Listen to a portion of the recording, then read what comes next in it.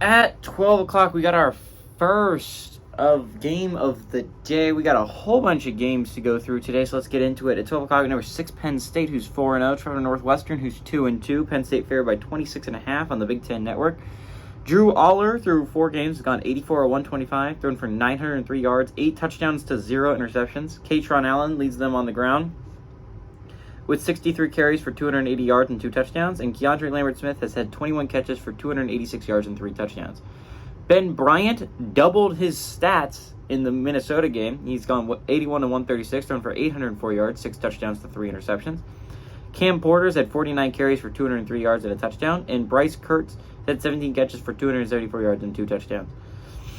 Penn State is 15-5 against Northwestern all time. Last 2 games have gone to Penn State in 2017 and 2022. So obviously, there's a lot of talk about both these teams after last week. Penn State obviously had the drubbing of Iowa, where they shut out an Iowa team. While Iowa's not going to be the most explosive offensive team in the world, no one expected that from the Iowa Hawkeyes. Still, shutting out a Power 5, not only a Power 5, but a ranked opponent, was extremely impressive by the Penn State defense. And the Penn State offense had some extremely great drives on their own. Drew Aller might not have lit up the stat sheet, but he had solid drive after solid drive that ended in touchdowns. He ended up throwing 4 in the game. So Penn State deserves a lot of credit for what they were able to do against a pretty solid Iowa defense. But I feel like everyone expected Penn State to win that one. So I think the more interesting story last week was Northwestern beating Minnesota on their home field.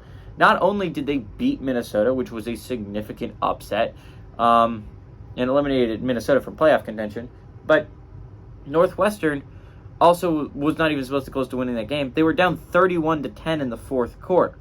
It looked like a game that was over, long past over, and they come back. They score a touchdown to tie the game with 2 seconds on the clock. Insane comeback by Northwestern. Force overtime. Minnesota kicks a field goal, and on the first play of overtime for the Northwestern offense, they throw a touchdown pass that wins them the game. Ben Bryant had a hell of a game against a pretty good Minnesota defense. I'm excited to see what he can do against a Penn State defense that is arguably one of the best in the entire nation. There's not a lot of weaknesses on that side of the football.